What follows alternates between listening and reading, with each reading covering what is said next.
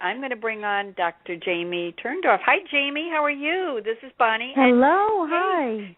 Thank you for joining. Did you have a good day, good session? I know you were in session. I did, yes. Thank you. Good. So I know you've been listening for 3 or 4 minutes, and we're going to turn the attention to you. We're going to do a regular 1-hour show, not extra, but we'll have plenty of time for you. I know you've been listening, and to the very end of Kate's story, we went through how she grew up and her issues with a very, very, very OCD husband who just would have driven you, Jamie, off the charts. There was no withdrawal. This guy was just a control freak of the nth degree. Anyway, he would have more baggage than even I could handle. Oh, even you, my dear. Even you could handle. Yeah. Is there anything you want to say to Kate? I know you've been listening the past 3 or 4 minutes as we were wrapping up. She's the author. I believe you met her. I'm so sorry that, summit. Because I was running a group, I wasn't able to get in on the conversation, so I didn't hear enough to really have a good sense of That's what fair. you guys were talking about. I'm sorry. I will just give you a little clue here. That's fine. I'll give you a little clue. Kate grew up in a house that was upper middle class, and she was we'll call her the runt of the litter, the youngest eventually she was the youngest of 4, and then there were 6. But nobody ever really liked her, and they beat up on her, and everything she did was wrong, and she had no self-esteem. Oh. And she went around looking for boys and got pregnant several times before she finally found the absolutely wrong man. Any classic advice there on kids looking for love who are not getting it at home and not getting it from the bad boyfriends or the selfish boyfriends? Any comments? It's so difficult because when you're being driven by a wound, it's kind of like an addiction. And the wound is driving you to try to find some healing. And unfortunately, when we have a wound, we are drawn to partners who continue to repeat the wound because we pick partners who will damage us in the exact same ways that our parents did, not because we're gluttons for punishment, but because we're unconsciously trying to restage the original trauma and hopefully get a happy ending this time. And the restaging involves picking partners who are emotional carbon copies to the parents who harmed us or let us down. Well, that kind of says it all. Kate, any comment before we're going to give your website in a second, and then we're going to turn our attention to Jamie. Any comments, Kate? Does that ring true? No, that is absolutely right on. It's exactly what it was. Yeah, it's called, I talk about this in my book, Till Death Do Us Part, Unless I Kill You First. It's called the repetition compulsion, and it is literally a compulsion.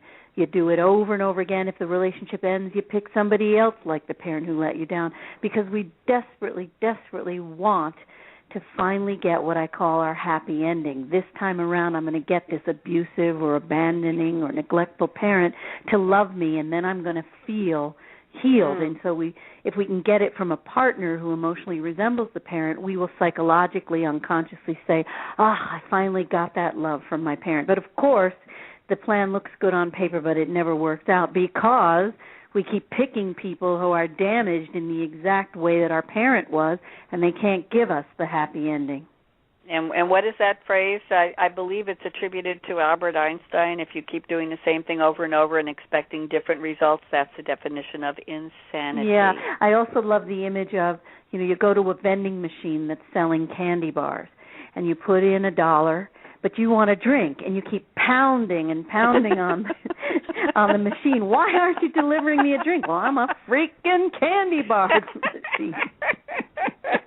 Okay, I want to give Kate's website. Kate, where would you like people to go to learn more about you, and if anybody's interested in finding out what you're doing as an advocate to end homelessness and get homeless people some respect and some care and what they really need to end that vicious cycle? Where should people go to learn more about you, Kate Murphy? My website is www.suddenlyhomelesswithkate, and Kate is spelled C-A-T-E. Okay, suddenlyhomelesswithkate.com. Okay, and we'll be giving that at the end of the show as well. Kate, and thank you, Kate. Come say hello to me, too. I would love to know more about Kate, Bonnie, so maybe you could just help her find me so I can hear more about what she's doing. You're both on the email I sent with today's show information, and I'll send a thank you after the show, and you can find each other. That would be wonderful. That's making a shidduch. One of you must know what that is. Okay, we're going to turn to Dr. Jamie Turndorf. Now, Jamie, I'm going to read your credentials here. You have a Ph.D. in clinical psychology. You're an internationally known psychotherapist. And, Kate, you stick around because you're part of the show, too, at the end. You're a relationship and communications expert and author, advice columnist, radio show host, OMG, and media figure recognized and read by millions around the world. And we're talking today about your book, Till Death Do Us Part, Unless I Kill You First, a step-by-step guide for resolving relationship conflict. You also wrote Make Up, Don't Break Up, Dr. Love's 5-step plan for reconciling with your ex. I'm not sure we all want to, but that would be interesting. And your nickname is Dr. Love. So first of all, how did you get to be Dr. Love? You're a therapist. What are you doing in the media helping millions of people? Aren't you supposed to be sitting in an office doing one-on-one sessions, Jamie? Yeah, I do that too. I need my head examined. Okay, talk to me. How did we make everything. The leap of faith? So it started, let's see, I invented a game called Love Quest, the game of finding Mr. Right.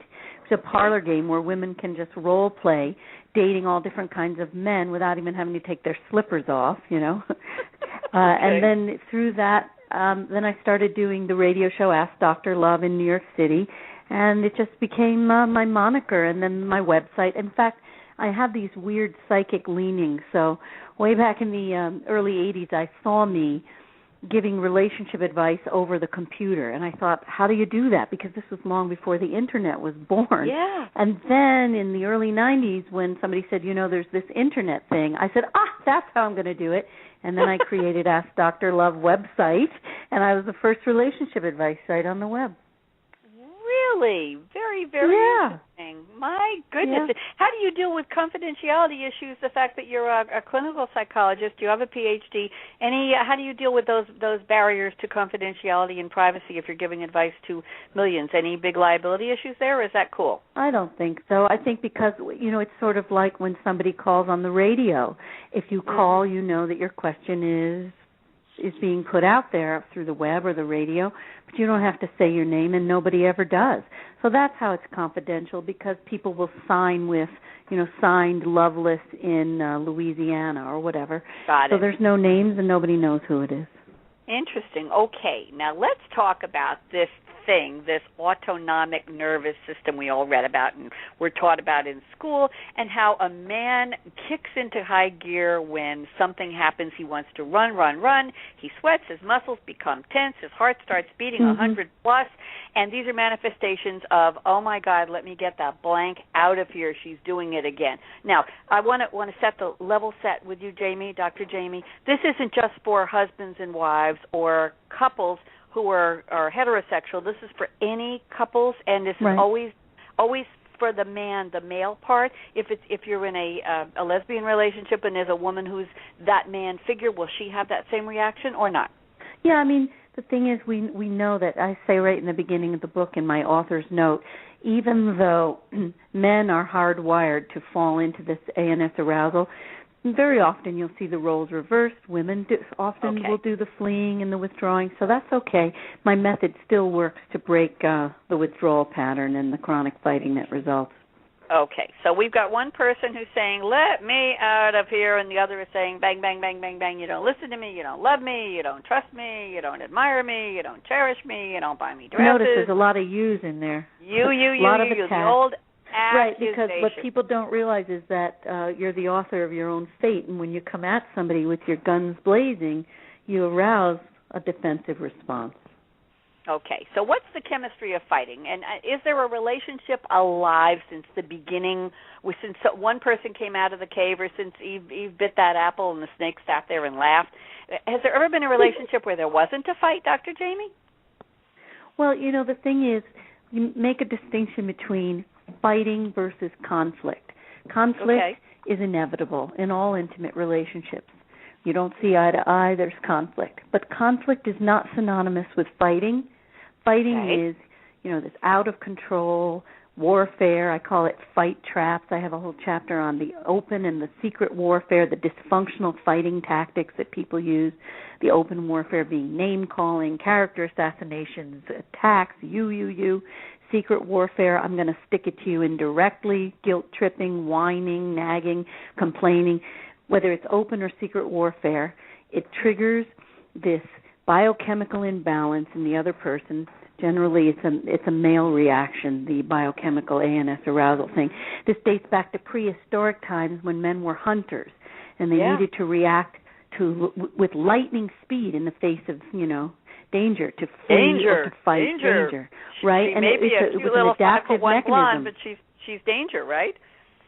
Well, so modern danger is no longer the ferocious tiger; it's the pissed-off wife or girlfriend. That's so right. when she comes at him baring her teeth, it might be a danger. cougar. And it's like it's you're a cougar, all right, with big fangs and feet. Could do your duty because I don't want to physically fight you, so I flee. Now the cool thing is, and most women don't know this, there are 3 ways that men flee from conflict, and it doesn't just have to be I'm leaving the room or the house. That's physical fleeing. But another way that men flee is they psychically flee. Here they're physically present, but they're mentally gone. They're deaf, dumb, and blind. They have a no hablo inglés expression on their face. They're drooling on their tie. They're here, but they're mentally gone. And then they verbally flee, making excuses, justifying, defending themselves verbally. It doesn't matter which of the 3 ways a guy flees, a woman not knowing that the fleeing is primitive biological programming talking. She thinks, you don't give a crap about me. You don't care. So what does she do? She gets more pissed off, sets off more biological fire alarms, more fleeing, and this is the number 1 cause of relationship conflict, divorce, and domestic violence. Okay, now let's talk about what you call the relationship battleground, Dr. Jamie. You talk about conflicts can be rated on what you call the fighting Richter scale. Is there an easy way you can share with us in just a couple of minutes? How is it a 1 to 10, first of all, and how do you keep it below? Can a marriage survive if your typical fight is 5 or below? I'm just guessing here. What is 5 referring to? The Richter scale is really more about, I describe the progression of fights. When you start hearing yourself falling into what I call the broken record phenomenon, where you're recycling and rehashing, you're in trouble. Because that means, we didn't resolve it the last time. We are now hitting the same topic again. You're in big trouble. And then you're headed for the bitter end if you don't stop recycling the arguments. And so my method is all about showing people how to cool the climate down, and when it's cool, husband withdrawal just stops, and then your partner will want to stick around and just resolve the conflicts with you using my really simple step-by-step plan. But first you got to cool it down, and I have several marital or relationship climate control techniques that do just that, cool it down, stop the withdrawal. Dr. Jamie, is this the job of the woman? I'm always intrigued when we have some kind of relationship method. There's always one person who's going to be the enlightened one, the one who wants to try, who's willing to do, quote-unquote, the work. Check this out. Yeah. Bonnie, it's a great question. And women will often say to me, you know what, you're really pissing me off. Why do we have to do all the work? I say, listen, let's be real. Let us be real. Are you bringing this bag of turd to your partner? Are you doing all the work to confront him? And you're doing it anyway, because women are the relationship overseers. We see the problems first. We bring them to the partner's attention. So you're doing it anyway, so just do it constructively. That's all. Well, that's a reality check. Kate, I have to get you to chime in here. Kate, does that ring true? Any of that to you? Oh, yes, absolutely. We're so relationship oriented. It's what drives me still today. Yeah. Okay. I mean, that's it. Hearth and home and so on. Well, but I'm saying women do it. Just do it right. How you kick off? It's how you kick off the discussion. Jamie, does the man have to get on board with your method, or can the woman just figure it out and do it? We can strap him down. We can tie him. No. Don't get me started. This is not an S&M method, I promise you. I didn't think so. No.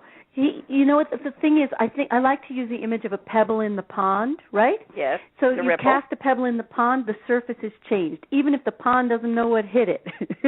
You're different. You communicate differently. The pond is forever changed.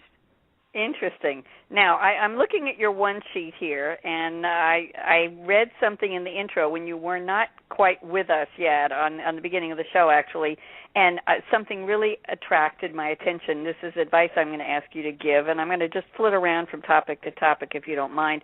Why texting is ruining your relationship? Find out what topics should never be tackled by text. What are the rules for texting in a new relationship, Dr. Jamie? That's a riot, because CNN, I've been doing a lot of interviews. I'm CNN's now resident love doctor, and they asked me to do a whole show on long-distance relationships, and I said never tackle tough topics via text. Say that 3 times fast. You can't say never it. Tackle tough topics by text. Yeah, there you go. Who slit sheets for the sheet slitters? No. Careful. Don't try that, because the word that will come out will not work for it. We know. No. Queen show. Go ahead. You don't want to talk about anything that's emotionally fraught over text. You can't believe how many couples end up getting into trouble and breaking up over these texting wars. It's ridiculous. So if you have anything that's emotionally disturbing you, get on the phone or get on Skype. Talk the old-fashioned way. You can't tackle tough topics via text. Okay, so let's take that one step further. If he wants to tell her, I need space, I need time, I need some time by myself to figure it all out, and he texts her at 1 a.m, what should her reaction to be when she's woken by such an extraordinarily negative text? What does she do when he's the one Change who's your freaking text? number.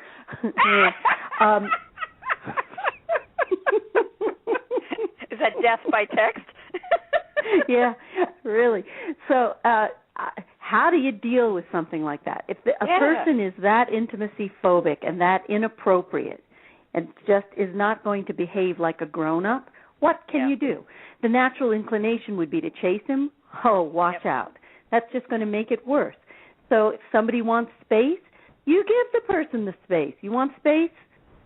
Space is my middle name. And that's what you say? But you want really space? have to ask. Space is my middle, and that's what you say? Is space is my middle name? Good luck? No, you say nothing. I wouldn't even reward a communication like that. Don't forget, communicating back is a reward. Somebody is talking to you in that way. I mean, that's not the way to take space. Or you could just text back and say, take your space. Lots of, talk to you when you come out of your whatever it is you're going through. Take your space. It's interesting. Now let's switch to another one. By the way, you are a riot, and I think you promised me. You said you're very engaging, professional expertise, humor, and memorable sound bites. You certainly are delivering. Baby, I always deliver. I can tell that, and I know why you're so popular. Are you dating an axe murderer? Find out before he breaks your heart or chops your head off. OMG, Jamie, talk to me. How do you know? Yeah, I know. I'm crazy. You are, so, but in a what good do you way. Want to know about that? Kate could have used your advice a long time ago to figure out that this wonderful Christian man she married was an OCD monster who controlled everything. Yeah. He wouldn't let her have lunch at work. He wouldn't let her talk to anybody. He controlled everything. Yeah, praise Jesus, My right? God, how could you have helped Kate see the OCD in this guy, Dr. Jamie? How would you have clued her in before she stepped off the curb? The thing is, first of all, if you've got a wound, you have to expect that you're going to be drawn to the same kind of person. Just trust that. If the wound isn't healed, be wary of that. And I also have, on my website, I have some free tools that people can use. One of them is critical questions to ask before you get close. Here, I'm helping you grill the other person. He's not a steak, but, grill him without him knowing it, so that you find out what this person is made of before you invest yourself. Keep one eyebrow raised, figuratively and literally. I'm on Ask Dr. Love, AskDrLove.com. Where are these questions? Sign up for my newsletter, and it's one of the free downloads that you get with the newsletter. Okay. It's critical questions to ask close. And then it asks before you get close. And then another one that will really, really help you is he and is she ready for a relationship? And there I have 66 questions that help you determine whether that person is really relationship material or you need to run. Okay, so bottom line, if Kate met Mr. Not Wonderful, Not Right, and not and totally OMG, and he asked her to marry him 2.5 weeks later and had her change all of her life plans because he said, I might not be here if you go away, was that the red flag right from the beginning? Yeah, like what's the big hurry? Whenever somebody is trying to put your foot to the fire like that, what is the big hurry? He wants to get you, in his clutches and close, the gates and lock you in. And then, of course, your own hunger to finally be loved makes you blind. It's classic. Kate, I'm not meaning meaning to make you the guinea pig, dear, but we did share your story with the listeners, and it's so perfect. Is this making sense now? Oh, yeah, absolutely. And I can see all that now, but at the time I was 26 and pretty stupid, so I wish I'd known back then. Oh, you were never stupid. It's just injury, She was injured. She was doing everything right, and she just couldn't get a how do you do from anybody in the family or anywhere. No matter what she did and excelled, nobody was giving her any credit. It was rough on you, Kate. It really was. Kate, by the way, are you happy I know now? That. Are you in a good situation now, Kate? I didn't even ask you. I am. I can't say I've gone on a date in the last 8 or 9 years, but I'm fine. I'm actually really happy with myself and with my life, and I'm so busy I don't even think about it. You are the living expression of a poem that I wrote after my husband died, and the poem is 2 lines. It's like a haiku. I no longer sit upon the shelf since I've fallen in love with myself. Yes, that's very good. You're fine. You don't have to have anybody. You're complete. If somebody wonderful comes along, with your one eyebrow raised, you'll interrogate that person. There you go. Now she knows. I am going to put them through Dr. Love's mill, right? I am going to put them through the Dr. Love mill. Ladies, we have 3 minutes and 32 seconds left, unfortunately. So my question is, what's next for you? Let's do Dr. Jamie since you joined last. So, Dr. Jamie, what's next for you? Give me about a minute answer, and then we'll turn to the lovely Kate, find out what's up for her. So, Dr. Jamie. Yeah, I have very exciting news. Hay House reached out to me last week, and they bought my latest book, Love Never Dies, which is my experiences with my husband since he died of a bee sting, and I describe my spiritual relationship with him, and I show people how they can reconnect with loved ones and make peace if needed. So I'm taking my conflict resolution method and bringing it to after-death communication. It's a new groundbreaking grief therapy method, and they're also going to be republishing Till Death Do Us Part under a new title. You're going to give us a clue what the next title is going to be? What the new title will be? I think they're kind of leaning toward Dr. Love's Prescription for Lasting Love, but I don't know for sure. Okay. Well, you'll keep me posted, and I am going to invite you to come back on the show so we can have more time together. If you would like that, I would like that. I would love to. You're a wonderful interviewer. You really do your homework. We didn't have a lot of time together. You pay attention. Oh, you're sweet, and I'm glad you took the time after your session. Now let's turn to Kate Murphy, C-A-T-E Murphy. Kate, I love the way you spell your name. And by the way, Kate Murphy is played by, what's her name, Jerry Ryan on Body of Proof, a TV series with, what's her name, I can't remember, Dana Delaney. Okay, the lovely Kate Murphy, who is beautiful and knows who she is now at this stage in life. Kate Murphy, what's next for you, my dear? Well, I'm working on a book also. I'm working on a new one called Conquer Your Crisis Before It Conquers You, because what I see over and over again is people who did what I did, where you put your head in the sand and expect the storm to pass over, but it doesn't work that way. People need to take responsibility and take action, and that's what I want to encourage people to do. That's what you did. And again, Kate, the website is suddenlyhomelesswithkate.com. Is that correct? That's correct. And I'm going to spell it. Did we give my website? Yes, your website is Ask Dr. Love. I spelled it AskDrLove.com. And the other one is Suddenly Homeless, SUDDENLYHOMELESS.WITHCATE.com. So we got them all. Now, ladies, I'm going to put the music on in 5 seconds, and we're going to do a big shout-out for people to find themselves. Here we go. Here's my cue. I'm going to put the music down nice and low, put it on, and we're going to do a shout-out, and we're going to do the moi kiss. This is monumental. It heals the world. I promise you it does. So, Dr. Jamie Turndorf and Kate Murphy. I'm going to call you Dr. Kate just because I feel like it. You're going to take a deep breath, and you're going to see if you can outlaugh me. We're going to do moi. We're going to sound like a hive of crazed bees.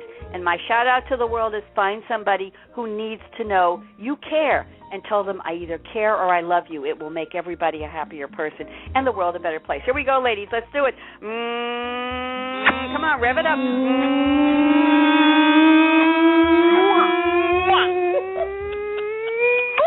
I beat you both. I don't usually beat anybody. You all guests have been beating me for months. You're professional. Thank you. Yes, I'm My a lips professional. are tired. Ladies, it's lovely to speak with both of you. Kate Murphy, thanks for sharing the details. A lot of people can learn a lot from you. And Dr. Jamie, we'll have you back and we'll do more. And go out and answer, Dr. Love, answer whatever you need to and help heal the world. I'm Bonnie D. Graham, akaRadioRed, here from New York. Hope we have a little cooler weather. It looks like rain, so go get your parapluie out. Lorna, I love you, and we'll talk soon. Take care, everyone. Bye-bye.